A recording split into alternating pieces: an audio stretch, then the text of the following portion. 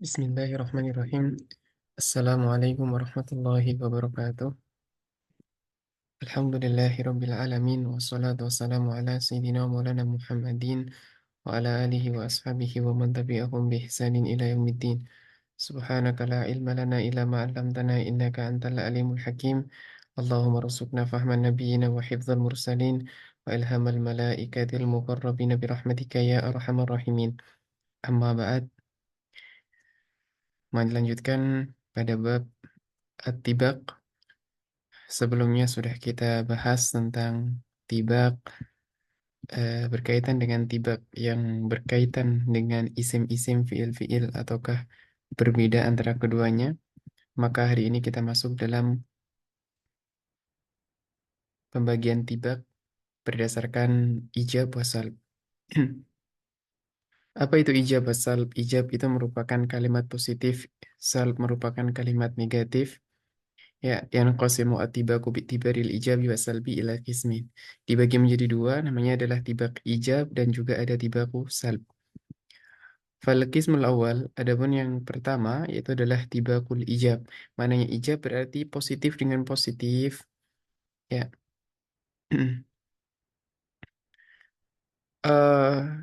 Ijab secara makna lugawi, ya, ijab secara makna lugawi adalah positif dan positif. Tetapi secara makna al-balaghah, di sini di dalam pembagian at-tibaq ternyata bukanlah itu yang dimaksudkan, melainkan adalah wa huwa mattafaqa fihi ad-diddani ijaban aw salban. Ketika ada dua lafadz yang ittifaq, dua lafadz yang sama secara ijab ataukah salb, maka itu dikenal dengan namanya tibaqul ijab. Insya Allah nanti akan bisa paham dengan contoh yang disebutkan. Dan di sini ada dua contoh, ada dua bentuk. Pertama adalah surah ula, ayat tafiqotidani fil ijab. Yakni ayat tafik. Ayat tafik berarti sepakat ataukah sama. Ad-didani, dua kalimah yang berlawanan fil ijab. Di dalam ijab. Makna ijab di sini tidak ada huruf nafi. Ya, tidak ada huruf-huruf nafi. Bi an yakuna musbataini ma'an. Maka keduanya isbat. Contohnya, wal awwal wal akhir. Al awwal wal akhir, al-zahir wal batin. Kalau kita berbicara apakah dia ijab atau salb, maka dia jawabannya adalah al-ijab. Ketika kita melihat kepada salb, maka yang dimasukkan dengan tibaku salbi adalah sebagaimana yang ditakrifkan oleh Khatibul Ghazwini, huwa al-jam'u baina fi'lai masdarin wahidin musbatin wa manfiyin au amrin wa nahyin, yaitu kumpulan antara dua fi'il masdar yang satu, eh, dia itu satunya adalah isbat maknanya positif, wal manfi artinya negatif. Au amrin wa nahyin, ataukah yang berupa amr dan juga nahi. Maka itu yang dikenal dengan namanya tibaqus salbi. Adapun tibaqul ijab, ya, tibaqul ijab itu apabila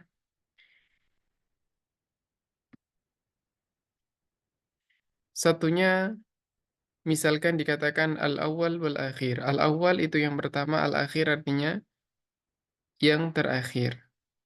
Kedua-duanya ini adalah isbat. Kedua-duanya isbat.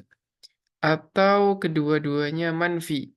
Apa makna manfi? Makna manfi itu adalah kedua-duanya menafikan. Kedua-duanya menafikan. Kalimat negatif. Summa la yamutu fiha wa la yahya.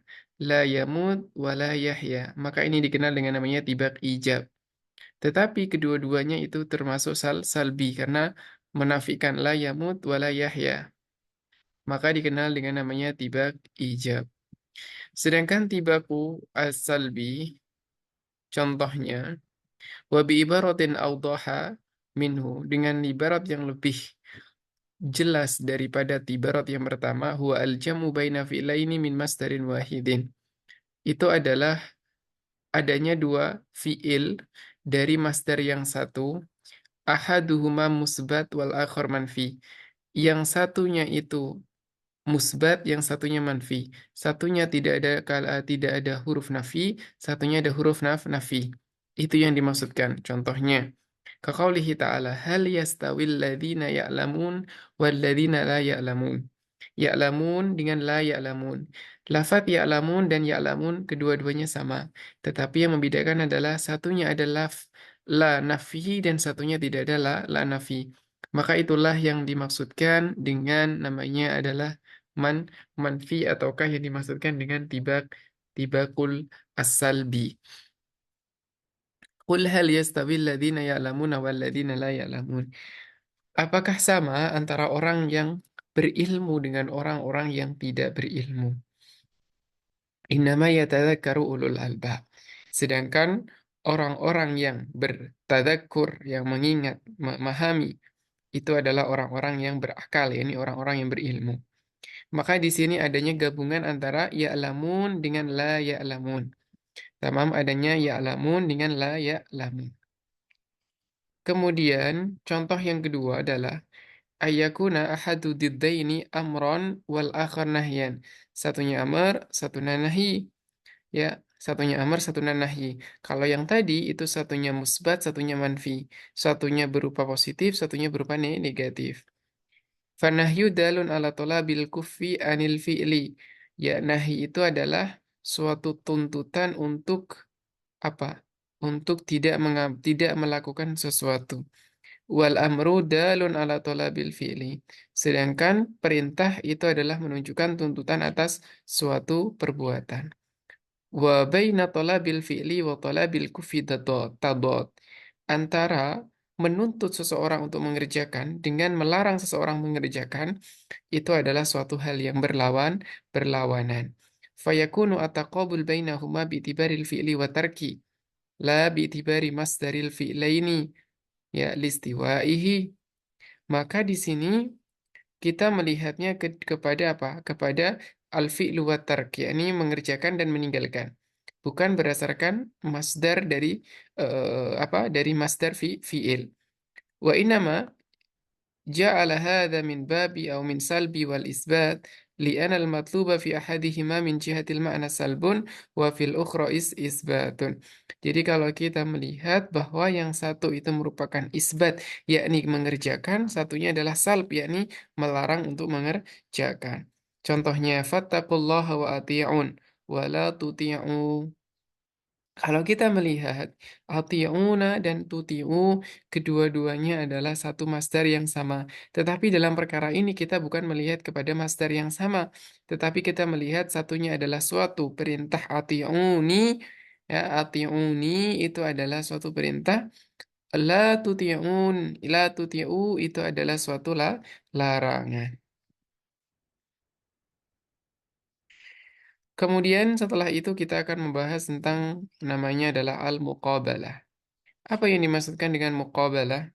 Muqabalah huwa ayyu'ta bima'nayaini aw aksar, yaitu dengan mendatangkan dua makna ataukah lebih, summa yu'ta bima yuqabilu dzalika ala tertib. Jadi ini adalah jumlah dengan jumlah. Cara mudahnya mengingatkan bahwa tibak itu adalah kalimah per kalimah, ya kata berkata. Sedangkan kalau muqabalah kita melihatnya adalah jumlah berjumlah, ya satu jumlah dengan jumlah lainnya. Contohnya apa? Lil muqabalati khamsu suwar.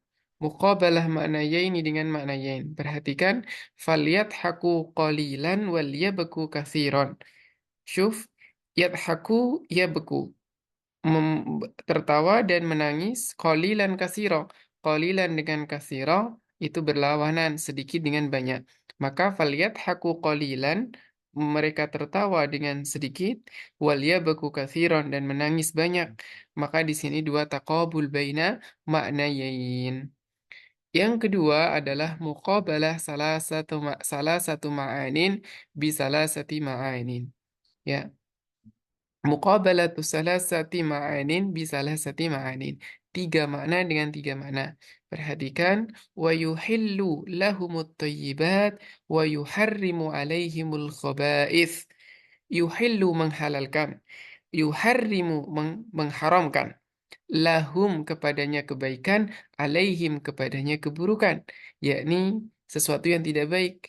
At-thayyibat itu yang baik-baik atau yang baik-baik, yang bagus-bagus, al-khaba'is yang buruk-buruk. Maka di situ berarti adanya taqabul baina salasa wa salasa. Tiga dengan tiga. Yang ketiga, contoh dari muqabalatu arba'ati ma'anin bi arba'ati ma'anin. Empat dengan empat.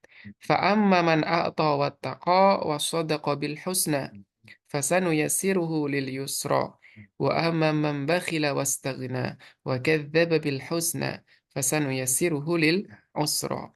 Kalau kita perhatikan pada ayat ini, maka kita akan dapati fa'amma man a'ta wattaqa.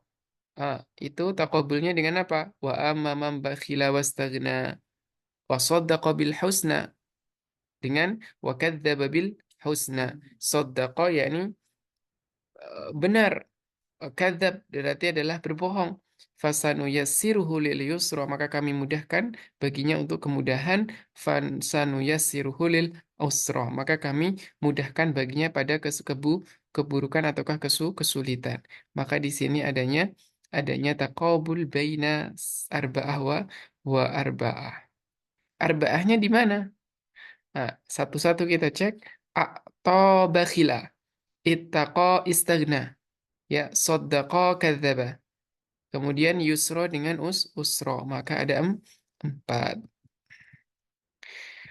Kemudian setelah itu kita akan membahas tentang namanya adalah mura'atun nadhir.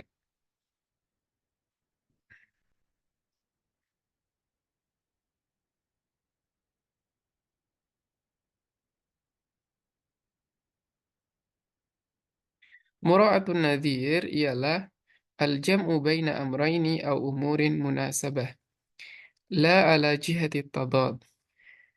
Um, Mura'atun nadhir, dinamakan mura'atun nadhir itu adalah mengumpulkan dua hal ataukah lebih dikarenakan adanya hubungan, adanya munasabah, adanya keterkaitan. Bukan sebab karena dia berlawanan. Sebagaimana yang ada di tibak ataukah di muqabalah. Bukan disebabkan oleh berlawanan, kalimat yang berlawanan. Tetapi karena adanya munasabah. Wal munasabatu amatun. Dan keterkaitan antara satu dengan lain itu amah, umum. Tashmalu munasabata lafzi li lafzi. Ya, mencakup dengan munasabah antara lafad dengan lafad. Dan begitu juga munasabah antara makna dengan lafad. Jadi kadangkala keterkaitan hubungan itu bisa jadi lafad dengan lafad ataukah makna dengan lafad. Dan begitu juga dengan kebalikannya wa munasabatil makna lil makna.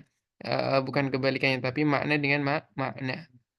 Wa minhu qauluhu ta'ala, di antaranya qauluhu ta'ala firman Allah, yaitu apa? Asyamsu wal qamaru bihusban.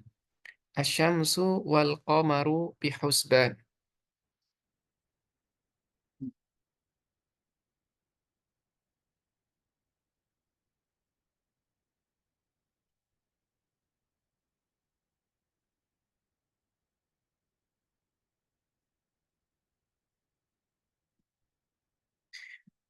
Asyamsu wal qamaru bihusban.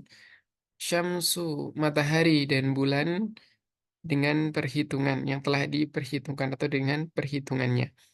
Wasyamsu wal qamaru la yakhfa tanasubuhuma.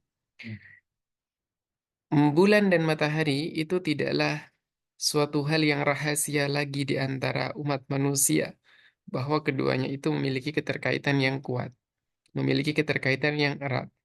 Min haitsu taqarrubuhuma fil khayal, atau taqarrubuhuma fil khayal.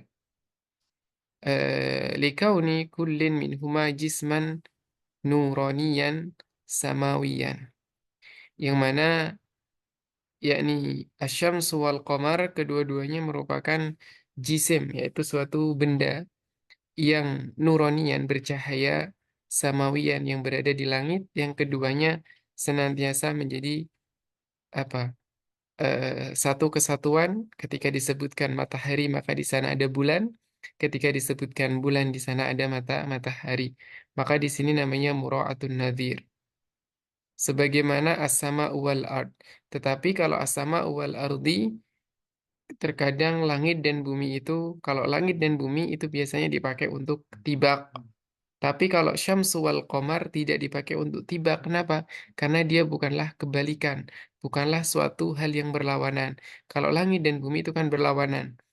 Nah, tapi kalau syamsu wal qamar itu bukanlah berlawanan. Maka dikenal dengan namanya mura'atun nadhir. Wa qauluhu ta'ala, ya abati inni akhafu an yamassaka adzabun minar rahman fatakuna lisyaitani waliya. Fasti'malu Sayyidina Ibrahim alaihi salam, penggunaan Sayyidina Ibrahim alaihi salam, lafat yang mudah, ya lafat al-alfadhu sahlah ar-raqiqah, lafat yang mudah dan ya ringan fi maqami da'watihi li abi, di dalam makom doanya kepada untuk ayahnya. Ya abati wahai ayahku. Dan di dalam tafsir dikatakan bahwa ayah yang dimaksudkan di sini itu bukanlah ayah kandung Nabi Ibrahim alaihi salam, tetapi adalah ayah Azar. Azar itu bukanlah ayah kandung dari Sayyidina Ibrahim. Kenapa? Karena ketika itu berupa ayah Sayyidina Ibrahim, maka tidak perlu disebutkan namanya Azar. Kenapa? Karena di situ dengan penyebutan nama Azar menunjukkan bahwa yang dimaksudkan ayah di dalam Al-Quran itu bukanlah ayah Nabi Ibrahim secara kandung. Mengapa?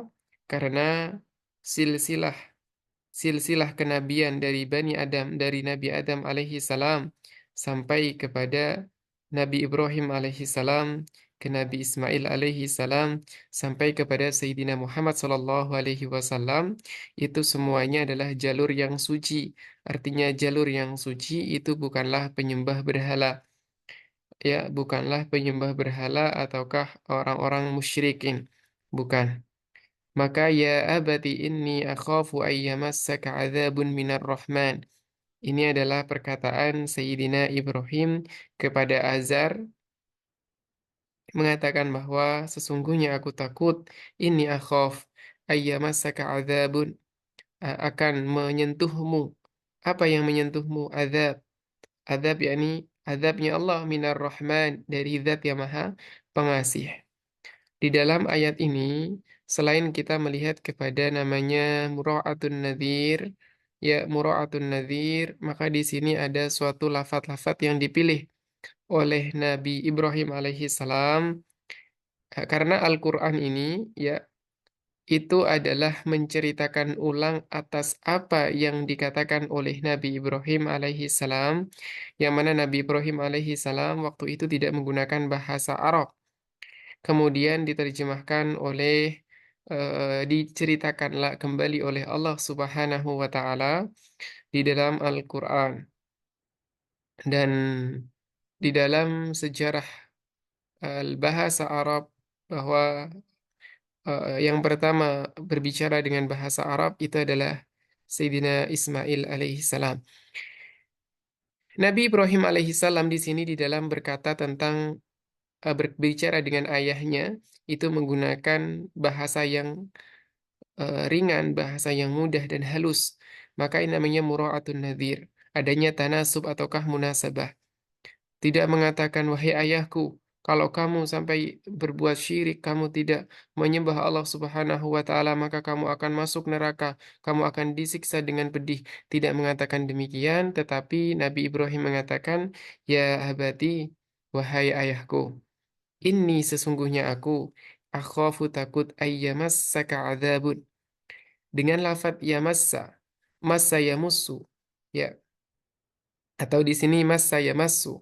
Kalau di sini menggunakan artinya adalah tersentuh, yang mana kita tahu bahwa ketika kita menyentuh seseorang, artinya kita tidak menekannya dengan keras, kita juga tidak membuat dia terkejut, tetapi menyentuh hanya sekedar sentuhan. Maka di sini eh, eh, eh, Nabi Ibrahim alaihissalam tidak menggunakan bahasa yang kasar, tapi bahasa yang sangat lembut, bahwa aku takut sampai kalau sampai engkau, wahai ayahku, tersentuh oleh adab. Bahkan bahasanya menggunakan azab, tidak menggunakan bahasa apa? Menggunakan bahasa api neraka. Minar rahmani. Dan begitu juga ketika menyebutkan Allah Subhanahu wa taala, Sayyidina Ibrahim tidak menggunakan lafzul jalalah li uluhiyatihi, tetapi menggunakan lafzul rahman. Mengapa menggunakan lafzul Rahman? Karena Ar-Rahman itu bermakna bahwasanya Allah Subhanahu wa taala sangat menyayangi hamba-hambanya. Maka ketika disebutkan Ar-Rahman, maka di situ orang yang mendengarkan akan lebih tersentuh dengan bahasa bahwasanya Allah Subhanahu wa taala itu maha menyayangi hamba-hambanya sehingga ia maha mengampuni atas segala dosa-dosa hamba-hambanya. Maka ketika Nabi Ibrahim alaihi salam menyebutkan dengan bahasa Minar Rahman, maka itu akan lebih masuk dan lebih menyentuh kepada ayahnya. Fatakuna lisyaitani waliya. Ya. Jadi di sini selain dalam ilmu balaghah, tetapi di sini ada suatu hikmah yang luar biasa yang diajarkan oleh Sayyidina Ibrahim. Ya, Nabi, Nabi Ibrahim alaihi salam ya sebagai seorang nabi mengajarkan kepada kita, ya, kepada umat manusia seluruhnya bahwa sesalah-salahnya orang tua itu mereka tetaplah orang yang sangat berharga dalam diri kita, dalam hidup kita. Jangan sampai kita itu berbicara yang kasar, berbicara yang buruk ketika berdakwah kepadanya. Itu berdakwah dengan bahasa yang lembut, bahasa yang sopan. Begitu juga dengan baginda Nabi Shallallahu Alaihi Wasallam. Perhatikan beliau Nabi Shallallahu Alaihi Wasallam ketika berdakwah kepada pamannya Abu Talib. Apakah kemudian Nabi Shallallahu Alaihi Wasallam menggertak Abu Talib ataukah menjadikan sesuatu yang menakutkan kepada Abu Talib? Tidak. Begitu juga dengan diri kita, dari apa yang diajarkan oleh beliau-beliau ini menjadi suatu pelajaran bahwa berdakwah itu bukanlah dengan sesuatu yang menjadikan orang takut untuk memeluk agama Islam, bukanlah menjadikan orang itu takut untuk mendekat kepada para alim ulama karena melihat dan mendengar dengan perkataannya yang menakutkan semuanya berisi tentang azab, tetapi mencoba untuk memberikan dakwah mauidhah hasanah dengan isinya adalah berupa nasihat, berupa kalam-kalam hikmah yang bisa membawa orang ke dalam kenyamanan, ya, sehingga ia pun bisa menerima Tuhannya dan bisa menerima akan takdirnya dan bisa memahami agama dengan baik. Wa qauluhu ta'ala, kemudian di dalam ayat lain dicontohkan la tudrikuhul absar wa la yudrikul absar wa huwal latiful khabir. Disusul ayat terakhir, ya, sebagai penutupan. Ini disebutkan wa huwal latiful khabir. Disebutkan dengan perkataan latiful khabir. Latif yakni yang maha lembut, ya. Dialah Allah yang maha lembut, al-khabir yang maha mengetahui. La tudrikuhul absar. Yang diawali dengan la tudrikuhul absar. Dialah Allah yang tidak dapat dilihat oleh mata. Wala yudrikul absar. Wahwa bukan la yudrikul absar. Afan. La tudrikuhul absar wahwa yudrikul absar. Dan dia Allah mampu ataukah melihat pandangan-pandangan kalian. Kalian tidak mampu memandang ia, sedangkan Allah memandang kalian. Maka wahwal latiful khabir. Sebagaimana di dalam hadis Jibril yang disampaikan oleh Jibril alaihi salam di dalam hadisnya kepada bukan disampaikan oleh Jibril, tetapi pertanyaan oleh Jibril, ma huwal ihsan, ketika bertanya kepada baginda Nabi Shallallahu Alaihi Wasallam ma huwal ihsan, maka di situ Nabi Shallallahu Alaihi Wasallam menjawab an ta'budallaha ka'annaka tarah fa in lam takun tarah fa innahu yarak. An ta'budallah, hendaknya engkau menyembah Allah. An ta'budallah ka'annaka tarah, seakan engkau melihatnya. Ha, fa in lam takun tarah, ha, fa illam takun, jika tidak mampu kamu untuk melihatnya, fa innahu yarak, maka sesungguhnya ia melihatmu. Itu sama dengan ayat ini, la tudrikuhul absar wa huwa yudrikul absar. Mata kalian, pandangan kalian tidak mampu menembus Allah. Wa huwa yudrikul absar. Sedangkan Allah itu melihat pandangan kalian. Wa huwal latiful khabir. Dialah Allah yang maha lembut dan maha mengetahui. Maka perkataan al-latif wal khabir ini sangat sesuai sebagai penutup dari apa yang disebutkan sebelumnya. La tudrikuhul absar wa huwa yudrikul absar. Nah, contoh yang terakhir ini, kalau kita melihat, biasanya ini dikenal dengan namanya tasyabuh al-atrof. Tasyabuhul atrof.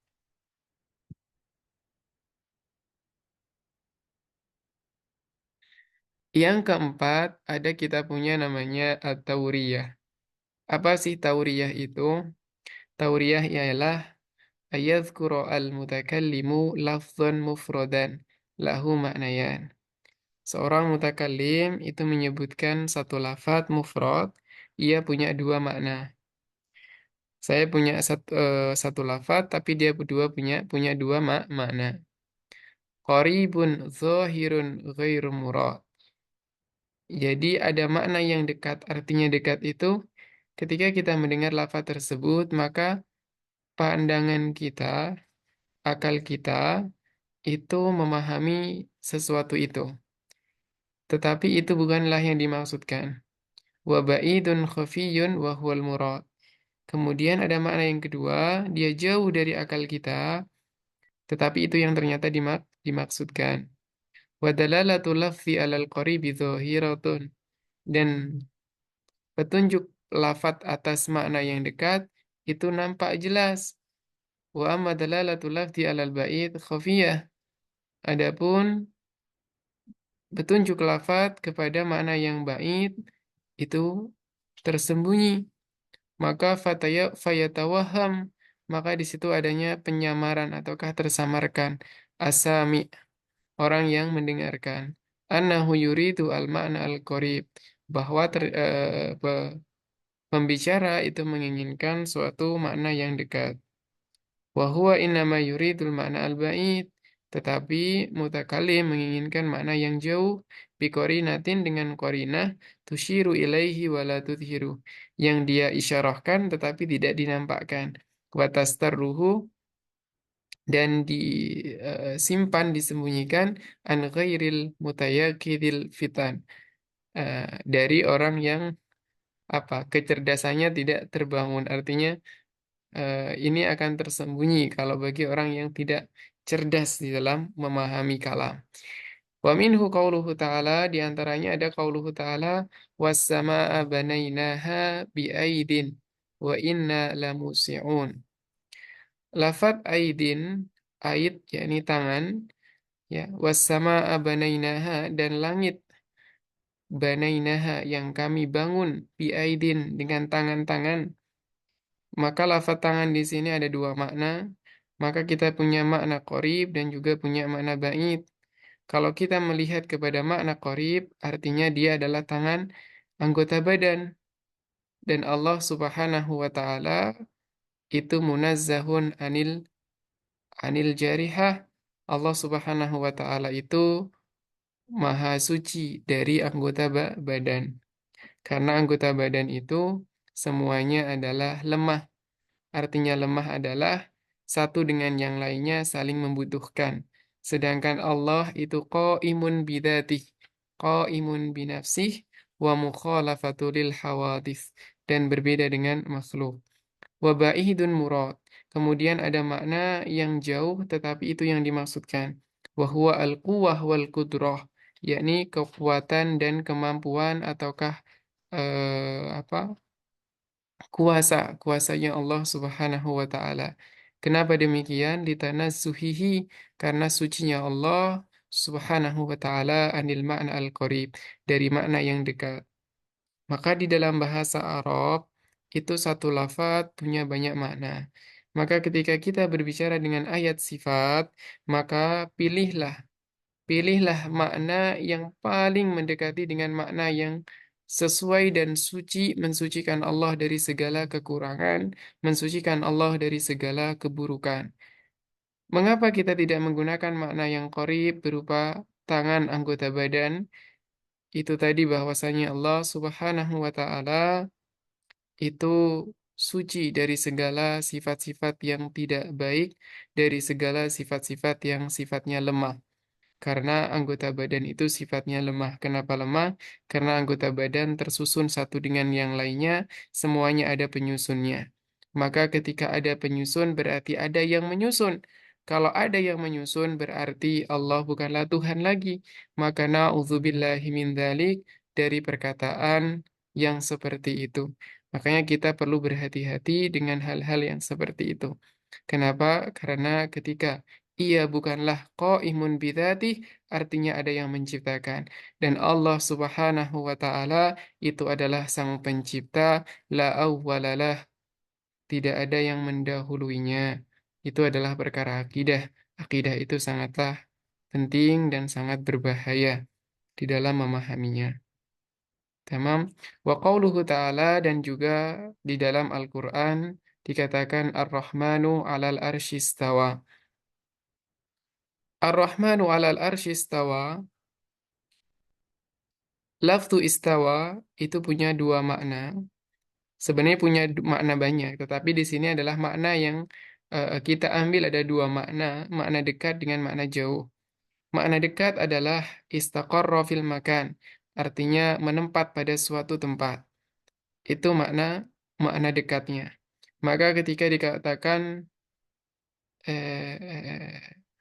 istawar ra'isu 'alal kursi, artinya pemimpin itu duduk di atas kursi. Tapi di sini lagi-lagi ketika kita katakan bahwa istawa itu bermakna istaqarra, maka itu juga merendahkan Allah Subhanahu wa taala. Maka di sana ada makna al-ba'id, makna yang jauh, tetapi itu yang dimaksudkan. Yakni apa? Malaka au istaula, maknanya adalah berkuasa. Ya, maka ketika dimaknai berkuasa artinya apa? Di situ berarti lebih mendekati kepada makna munazzah ataukah makna atanzi. Di dalam perkara akidah yang menjadi kunci dasar utama itu adalah sifat at-tanzih. Kita harus mensucikan semua sifat-sifat Allah dari segala sifat yang sifatnya adalah naqais atau naqis, sifat-sifat kurang. Mengapa di sini tidak dimanai makna dekat yang mana istaqarra, yakni menempat, tetapi dimaknai berkuasa? Karena ketika dimaknai menempat, artinya sesuatu yang menempat, ya, sesuatu yang menempat, maka berarti ia bertempat pada suatu tempat. Allah Subhanahu wa taala itu ada, ya, dikatakan bahwa Allah itu azali, artinya tidak ada sesuatu pun yang ada bersama Dia dan tidak ada sesuatu pun yang ada sebelum Allah Subhanahu wa taala. Maka ketika dikatakan bahwa Allah bertempat pada suatu tempat, artinya di situ ada sesuatu lain. Yang mana sesuatu ini misalkan kita katakan arash. Maka arash ini ada dua kemungkinan. Apakah dia datang bersama Allah di zaman azali, ataukah dia ada sebagai makhluk yang artinya datang setelah Allah Subhanahu wa taala. Kalau dikatakan bahwa arsh itu datang bersama Allah Subhanahu wa taala pada zaman azal, artinya berarti Allah tidak lagi awalalah, tidak lagi menjadi yang pertama dan yang paling awal. Dan itu adalah akidah yang batilah, berarti ada yang bersama Allah. Ketika dikatakan bahwa arsh itu adalah makhluk, maka berarti dia datang akhiran, artinya dia diciptakan oleh Allah. Maka ketika dia diciptakan oleh Allah, kemudian Allah menempati akan arsy itu, artinya berarti di situ Allah itu bersifat mutaghayyir, artinya berubah-ubah. Dan sifat yang berubah-ubah itu adalah sifatnya makhluk. Maka di situ berarti menjadi makhluk. Na'udzubillahi min dzalik. Maka keduanya itu adalah batil. Keduanya tidaklah tepat. Maka makna yang paling sesuai dan yaliku bijalalihi ta'ala itu adalah istawa bimakna istaula ataukah berkuasa. Apakah kemudian ketika kita bermakna istaula itu akan menjadikan kita tersesat? Tidak.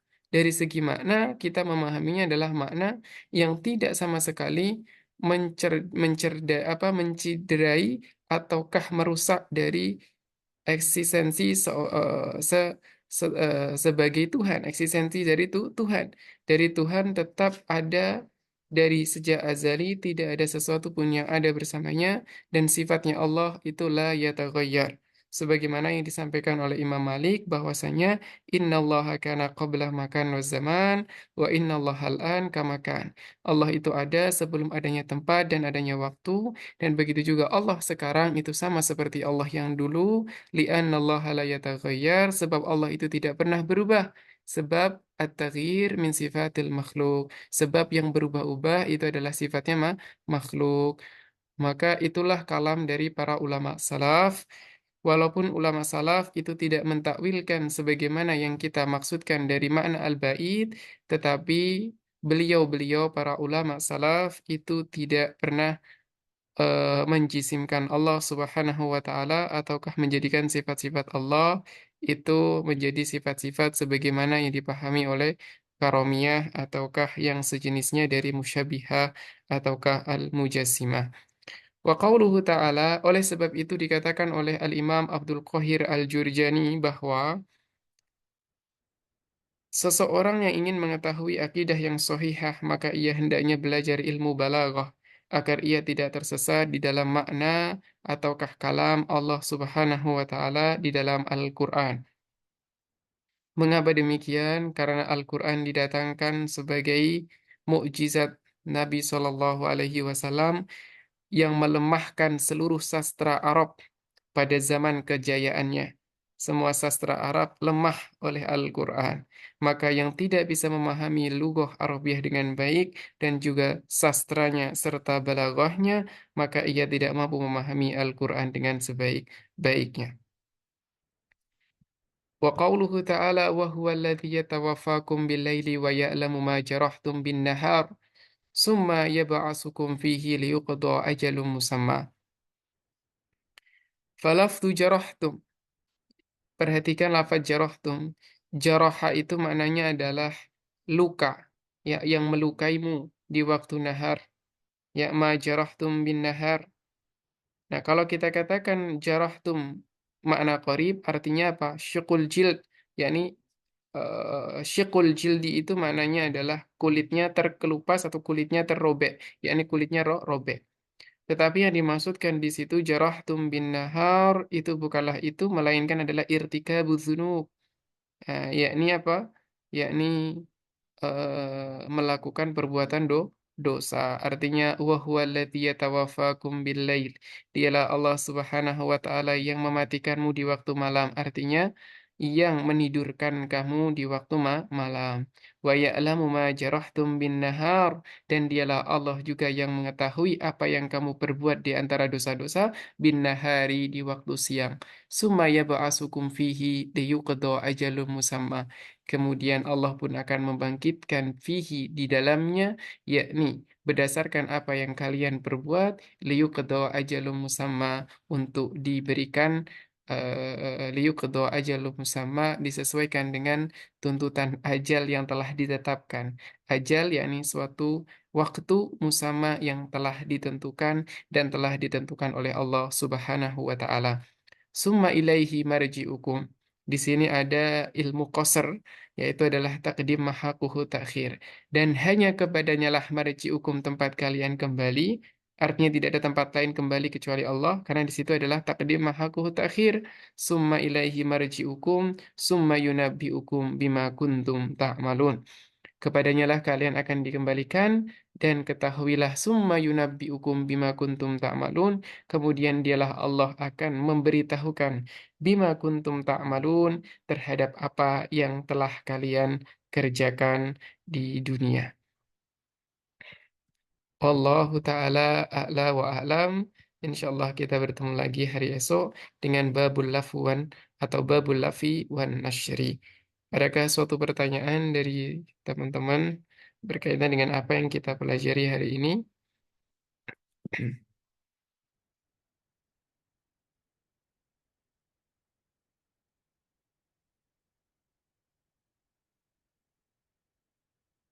Bisa difahami dengan baik?